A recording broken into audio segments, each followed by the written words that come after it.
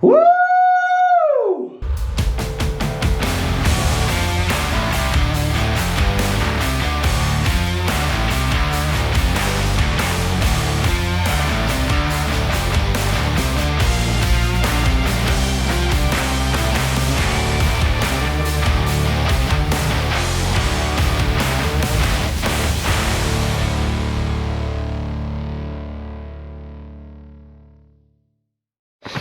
All right, ladies and gentlemen, we got the last long trek with the boys.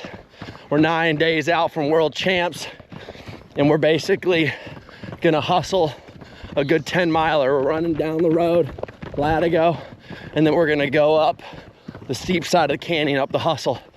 So we're just taking it nice and easy.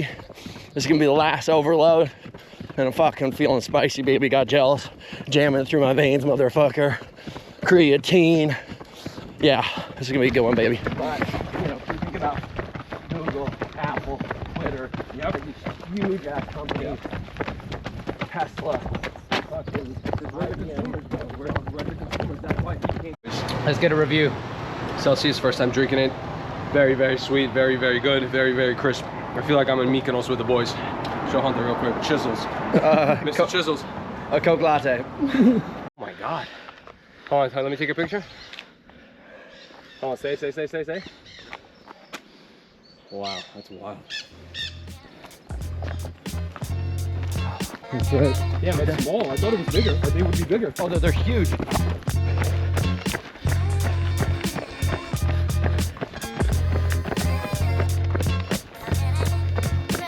All right, guys, we are doing our last little stretch of flat before we go up.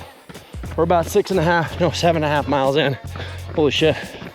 And starting to get a little bit steeper, a little bit thicker, more jungly. And this is a real test. See how fit we are, how easy we can get to the top on tired legs. So I think what I'm gonna do is a couple days of recovery after this, because it should be a little bit of a doozy, especially leading into Worlds. But I fucking like the extra spice, so we're doing it anyways. See you guys at the top. Already messy.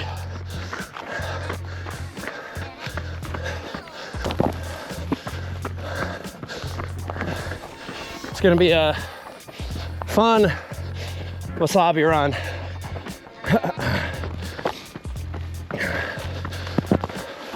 Holding like a,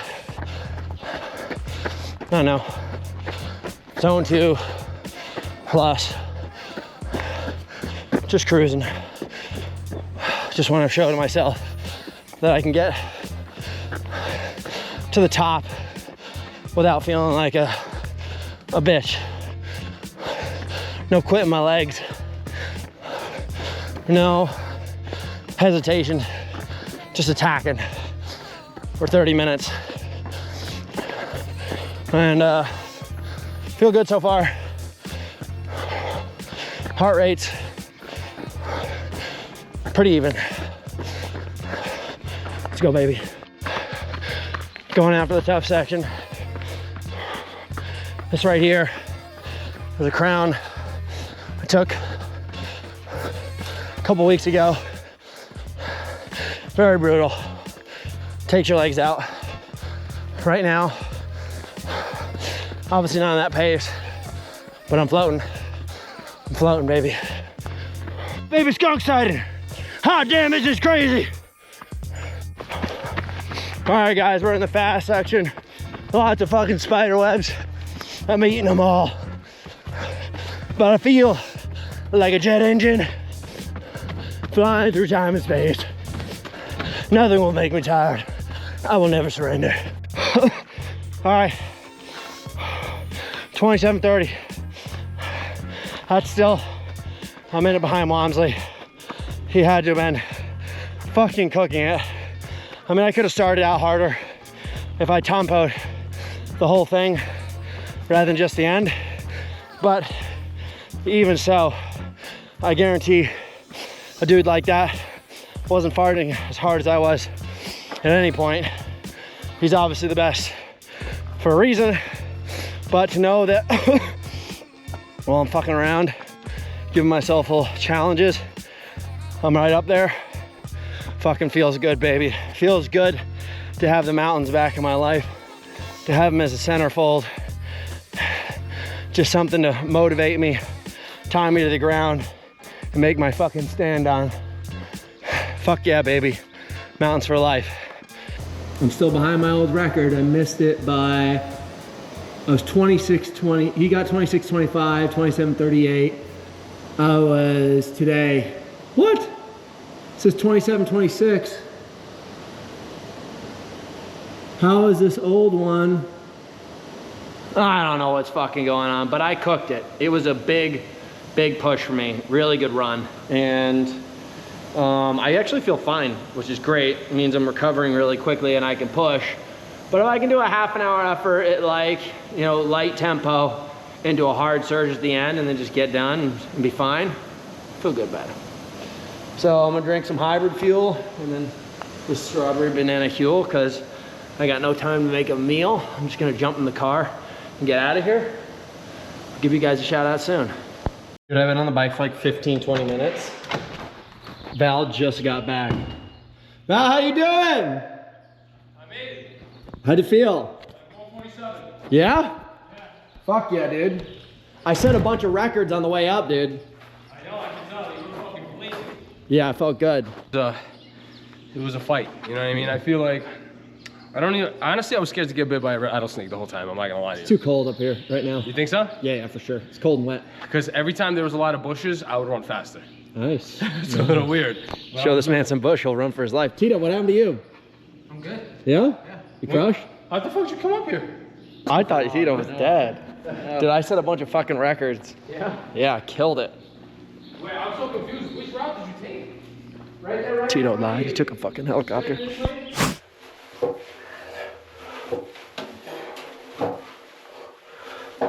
Oh. For that extra heat, it's 10 out of 10 hard. That's like a 40-pound wall ball, dude. Did the power hour up at Big Bear. Warmed up for 20 minutes on the bike. Did, well shit, I was moving for like an hour and a half actually. Warmed up for 20 minutes on the assault bike. Then I did a 40-minute EMOM of 1 minute run, 1 minute ski erg, 1 minute row. Fucking loved it at 7,000 feet. 40 minutes, keeping all my paces under 150 and all my runs at 7 to 6:45. All low zone 2, which is great. Then I went out for a 2-mile run followed by a 15-minute long dumbbell walk. It's a new fucking thing I'm testing. It's scientific, you guys wouldn't understand. Then I just did a pure bicep flexing session.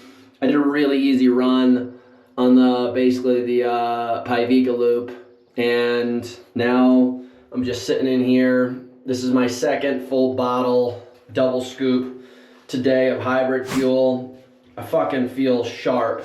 Hydration's been crazy. Like if you guys are in summertime, like you gotta double down. Altitude, man, it's just crazy how I've just felt this shift in my lungs.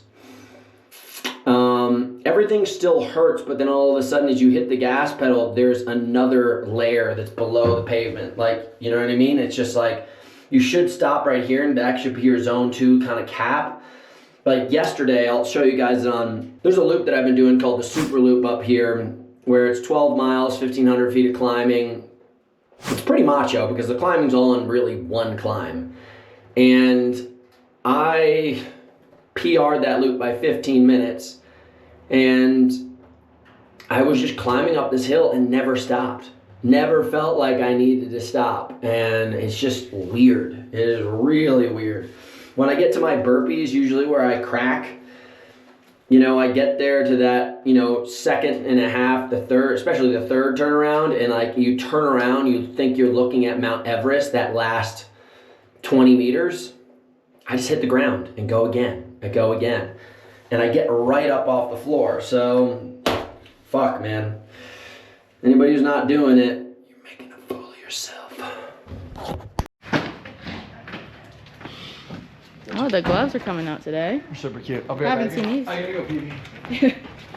Sweet. sweet baby Jesus gonna bless these thighs with the power. Think about this big pink truck. Not happy about it, but maybe it's a guest to witness my greatness. I got no shirt.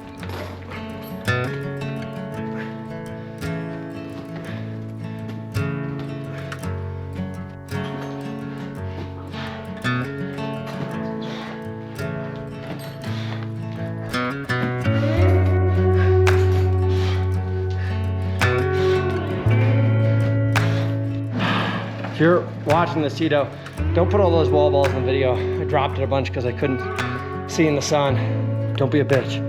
Happy birthday. Don't be a bitch. Don't be a bitch. Come on, honey. Okay, what you got? Let's go. Come on. Come on, you're right there. You're right there, let's go.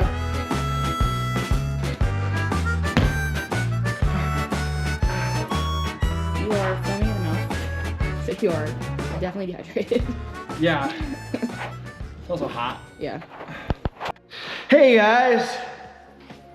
We're back. It's my vlog. She's over there. He's gonna try to keep up with the champ. This is it, guys. No more of these workouts. We're fucking done. Just gonna have a little bro session. All right, Teets, I'm gonna try to throw down.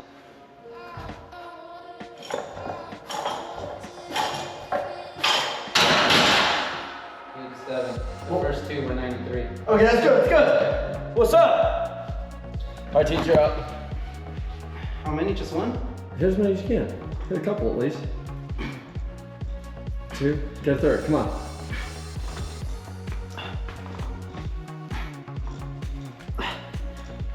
You don't gotta go crazy. Dude, we gotta get you on the sports performance program this summer. It's my goal this summer to get Tito up like 10 pounds of muscle. Can we get you back to brolic, Tito? Huh? Can we get you back to like brolic, Tito? Yeah. Have you seen that picture of me? No, let's see it. Dude, you were definitely in a gang. Huh? Look at this picture of Tito.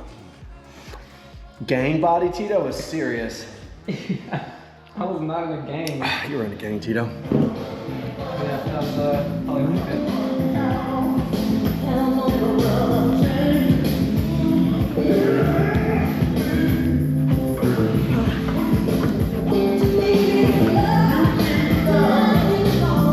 Shit's so fucking heavy. Heavy? Heavy as fuck. You try doing it. You really trying? Yeah.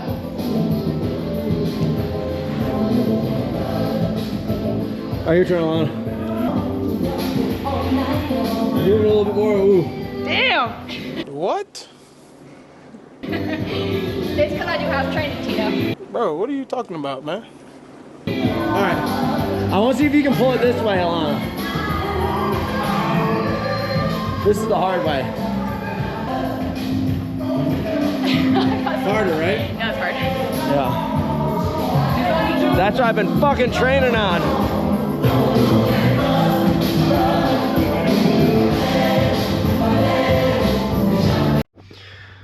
All right, guys, I'm in the sauna currently. We're at 151 degrees. We're gonna, 151 degrees, by the way, inside of this thing is way hotter. So we're gonna do a breakdown. Currently, this is where I'm at right now in my fitness. This is pretty interesting. So let's go to 3 months ago. This is when I got back from Australia and Glasgow and all that stuff. This is where I started to do my big build. Now, it's interesting. I hit 99, which is the record I've ever hit as far as fitness goes in like my entire period of time. Now I'm down to here. Now, if you guys want to understand how to taper properly, what you need to do is you need to create load, which we did. And then what you need to do is you need to then all of a sudden take the load off gradually while staying sharp. Now, obviously, you can't do this for too long. Otherwise, you end up creating an issue. And this is where we're going to get interesting. we're going to come back here and we're going to talk about relative effort weeks. You guys can see about right there in May, I had my record high effort week. This is where I did that half marathon, 800 points, which is significantly higher than everything else. Now I'm down to about 50% of that. So we had the load. Now we are starting to kind of take that off, where we had these much lower weeks. I had a recovery week, I had a slight build week, and then I have these last 2 weeks where load is off, but everything is staying as sharp as possible. So now this is where it gets cool. This is the amount of records that I've broken in this like deload week. So my training loop behind my house, which I do all the time, I've done hundreds upon hundreds of times, I set a zone 2 record. Only 20 seconds behind my max effort pace, which is insane. I also do a mile-long high rock sim. This one's this run right here. I set a record on this thing. But the most interesting thing is, you can look at match runs. They're not that far apart. But if you go down, you go and look at this. Look at all these heart rates. Really, really high up. All the way up to 175 beats per minute. Ranging from high 160s or low 160s to 175 beats per minute. I did a faster effort just now. And look at the heart rates here. 132, highest range I got to was 153 beats per minute. So you're talking about 20 beats per minute lower to do a faster effort up at altitude on my mile high rock sim. You continue on, and I also got a record here for my super loop run by 15 minutes. I got, if you keep on going, I got the crown week before that. I set a record on my big bike loop. Where's Monument Peak? And I got the devil's butt crack. So everything is going to plan, and like, you know, it's tough because I'm only doing like about 9 to 11 hour training weeks right now, where I'm used to doing like 14 to 18 minimum. And like, it feels weird because I feel so fresh. I want to keep on doing more, but also there's this crazy thing where I just keep on getting leaner. Like, veins are bursting out of my body. So it just, what's happening now is I don't have the weight vest of fatigue on me. So I let that go, and the potential is through the roof. Now I've got 10 days until World Championships. So what I have to do is make sure that anytime I do show up, it has to show up really, really hard or not show up at all. Meaning, like today, that zone 2 run, I couldn't just go out and go for a walk because it would be almost meaningless. It'd be useless to even spend the time doing it. So it had to be zone 2 as high as possible. So like 145 to 148 beats per minute as the average effort. You know, a low zone 2 for me would be like a 130. Same thing for tomorrow. I'm going to do my hard session. It's, instead of being these huge efforts that are like an hour long, I'm doing 6 by 4 minutes, which is 24 minutes, rather than my sessions earlier in this kind of peak block, which were 48 minutes. So it's half the amount of time, but the effort itself is way higher.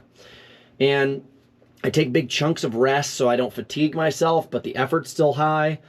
And like, that is the true definition of peaking. I did it wrong last year. I was dieting. I was training insane amounts of high volume all the way up. Like, I raced May 19th, and I did the Anaheim, where I knew that I was really in a bad position and I was overtrained.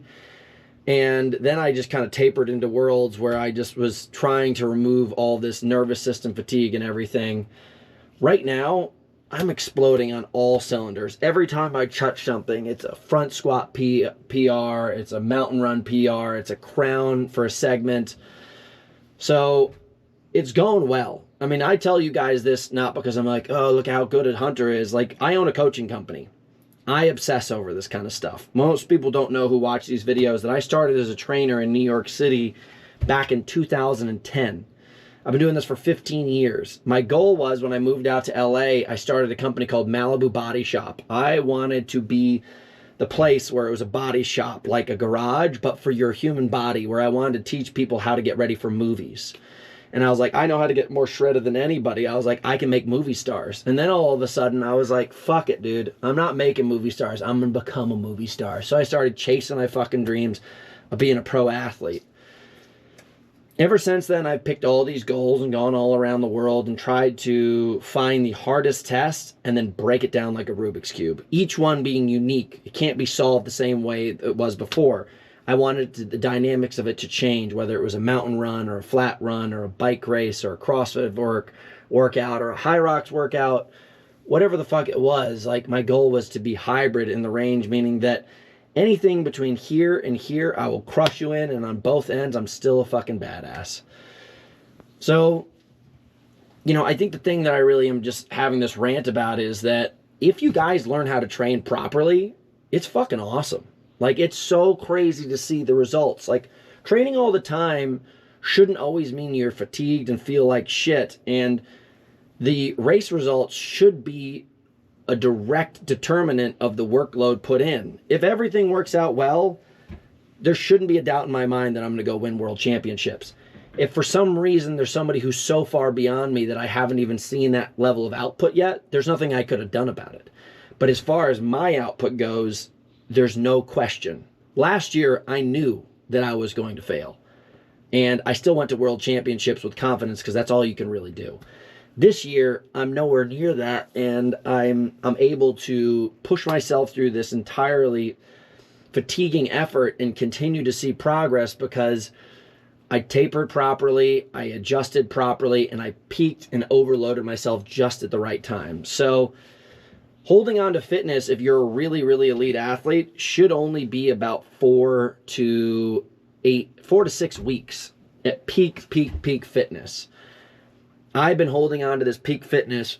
As I said, I hit that peak at 99 points. Yeah, sure, it's come down a little bit because what these metrics really read is your overload. That's just an overload measurement. It showed that I've overloaded my system more than ever before, and it shows my fitness is high because it's a measure of your ability to overload yourself, and I've never done that before. High representation.